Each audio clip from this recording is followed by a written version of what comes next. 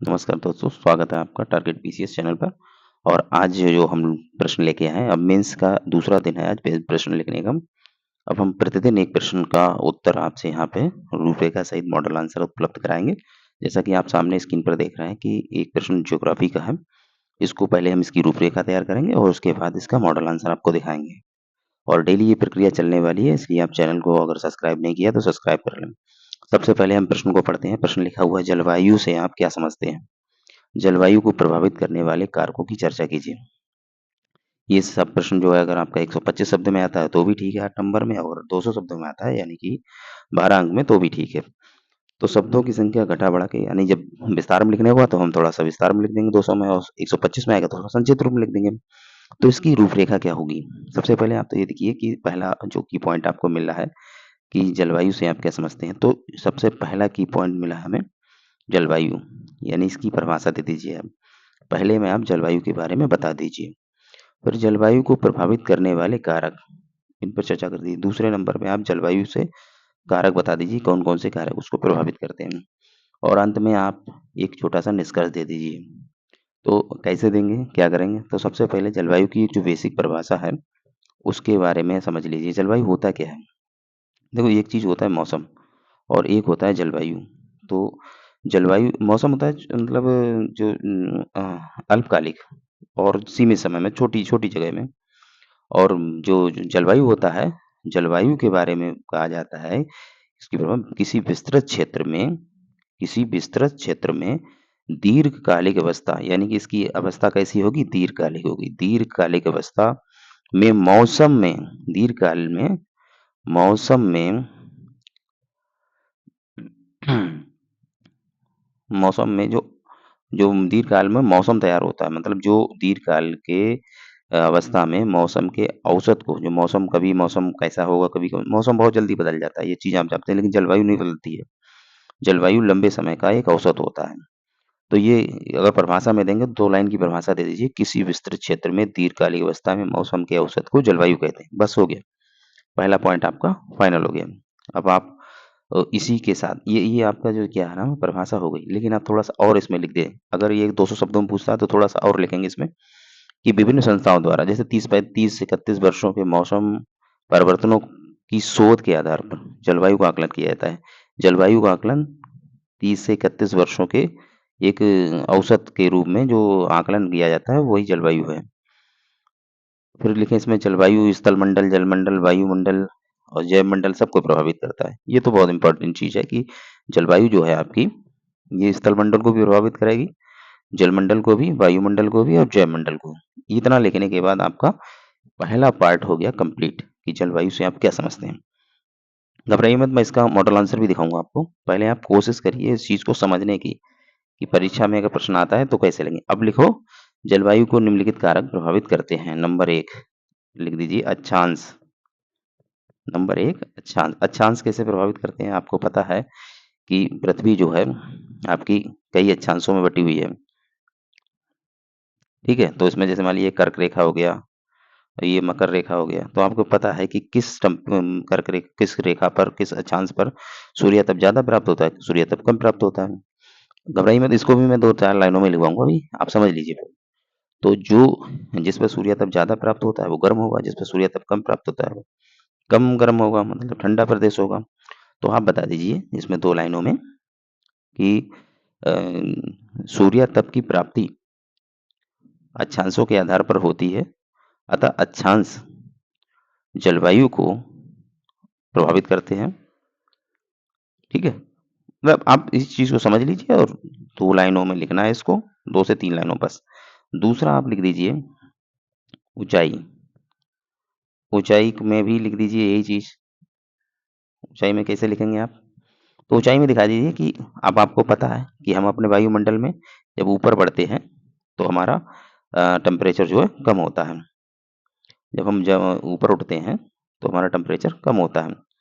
तो दिखा दीजिए कि हम जब ऊपर उठते हैं तो टेम्परेचर में कमी आती है। और पर्वतीय क्षेत्रों की जलवायु ठंडी होती है, जबकि मैदानों में गर्म पाई जाती है। या ऊपर बढ़ने पर टेम्परेचर कम होता है और नीचे जो है टेम्परेचर बढ़ता है। तो आप दिखा दीजिए कि ऊंचाई भी जलवायु को प्रभावित करती है, क्योंकि पर्वतीय क्षेत्रों की अपेक्षा मैदानों की जलवायु में काफी परिवर्तन पाया जाता है। फिर तीसरा आप बिंदु बता दीजिए, समुद्र से दूरी। समुद्र से दूरी, अब समुद्र से दूरी कैसे प्रभावित करेगी?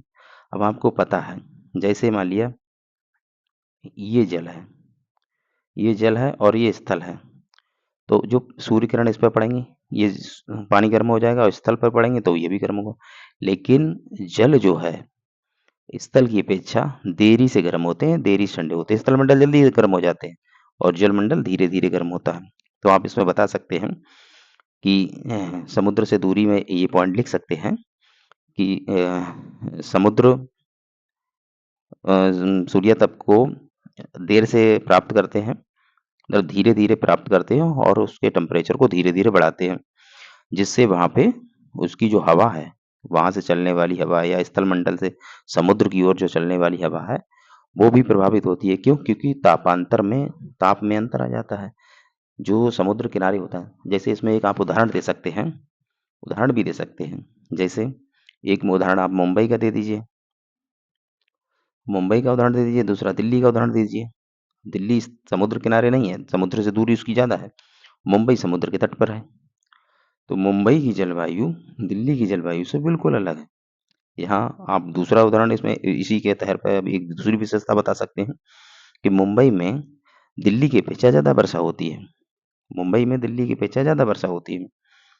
फिर चौथा आप दे सकते हैं पवनें। अब पवनें आपको कैसे जलवायु को प्रभावित करती हैं? जैसा कि मैंने अभी बताया, पवन क्या होता है? पवन चलती है, जैसे मान लिया कि ये क्षेत्र है, 2 क्षेत्र हैं ये। एक क्षेत्र ये है, एक क्षेत्र ये है। यहाँ पे सूर्य की किरणें ज़्यादा तेज पड़ रही हैं, तो यहाँ पे टेम्परेचर गर्म हो जाएगा, ये वायु भी गर्म हो जाएगी, हवा ऊपर उठ जाएगी। ये मान लिया ठंडा क्षेत्र है, यहाँ सूर्य की किरणें कम पड़ती हैं, तो हमेशा यहाँ पे हाई प्रेशर होगा और यहाँ पे लो प्रेशर बनेगा। यहाँ पे हाई प्रेशर, यहाँ पे लो प्रेशर, और हवाएं हमेशा हाई प्रेशर से लो प्रेशर की ओर चलती हैं। तो यहाँ का ठंडा यहाँ आएगा, इधर ठंडी यहाँ पे हवा आएगी, तो इधर भी मौसम परिवर्तित होगा। तो हवाएं भी जलवायु को प्रभावित करती हैं। अगला आप दे सकते हैं 5वां नंबर, महासागरीय धाराएं। महासागरीय धाराएं कैसे प्रभावित करती हैं? तो महासागरीय धाराएं आपको पता है, आपने मैपिंग में पढ़ा भी हुआ कि ठंडी जलधाराएं, गर्म जलधाराएं किधर से किधर जाती हैं। तो आपने एक धारा पढ़ी होगी तो मैपिंग करते समय, तो जो नॉर्वे वाली ऊपर जाती है, नॉर्वे वाली जलधारा जो है ये गर्म जलधारा है, और गर्म जलधारा जैसी ठंडे प्रदेशों में जाती है तो वहाँ का मौसम भी गर्म हो जाता है। तो इसका मतलब वहाँ पे आपने जब पढ़ा होगा, वहाँ पे बंदरगाह वगैरह, पोर्ट वगैरह सर्दियों में भी खुले रहते हैं, क्योंकि हवाएं वो महासागर जो जलधारा है वो गर्म आती है उधर से। तो महासागरीय जलधारा भी गर्म करती, मतलब जलवायु को प्रभावित करती है। अगला आप छठा इंपॉर्टेंट है, ये आप चाहे निष्कर्ष के रूप में दे दीजिए चाहे हेडिंग के रूप में दे दीजिए। छठा है मानवीय मानवीय गतिविधियां। मानवीय गतिविधियां, इसमें आप दिखा दीजिए आज करंट के जो भी मुद्दे हैं आपके, वो दिखा दीजिए, चाहे आप निष्कर्ष के रूप में दे दीजिए, चाहे आप छठा पॉइंट बना दीजिए उसमें।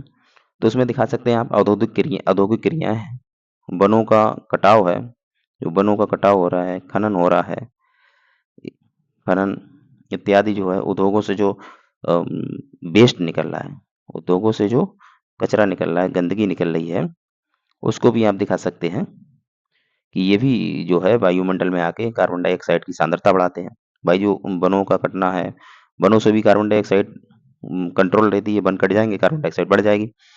खनन हो रहा है, उद्योग है, ये सब कार्बन डाइऑक्साइड की सांद्रता को बढ़ाते हैं, कार्बन मोनोऑक्साइड की सांद्रता को बढ़ाते हैं, सल्फर डाइऑक्साइड यानी जो ग्रीन हाउस गैसें हैं उनकी भी सांद्रता को बढ़ाते हैं। तो ये कहीं ना कहीं उस चीज़ को प्रभावित करते हैं, और जब इससे ग्लोबल वार्मिंग बढ़ेगा तो ग्लोबल वार्मिंग बढ़ने से क्या होगा, हमारे ग्लेशियर पिघलेंगे, और ग्लेशियर पिघलेंगे तो जो चट्टानी या ऊंचे पर्वतीय क्षेत्र हैं वो भी प्रभावित होंगे, यानी वहाँ की जलवायु में भी अंतर आएगा। तो ये सारे पॉइंट आप लिख सकते हैं। अब इस चीज़ को मैंने कैसे लिखा है आप देख सकते हैं, मैंने ये थोड़ा जल्दी में लिखा है, कल से आपको और भी अच्छा मिलेगा। जैसा कि मैंने लिखा है, किसी विस्तृत क्षेत्र में